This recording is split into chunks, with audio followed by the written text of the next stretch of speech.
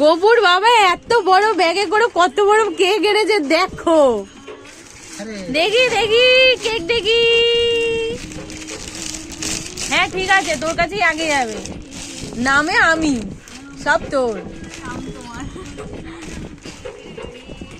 খোলো খোলো খোলো খোলো খোলো খোলো। আমাদের আমাদের মাইক্রোওভেন চালানোর পয়েন্টটা ঠিক হয়ে গেলে পরে তখন আমাদের কেকটাও ঘরে করা যাবে, বলেছ না? কোনো ব্যাপার না, খালি মিশ্রণ। ও মা,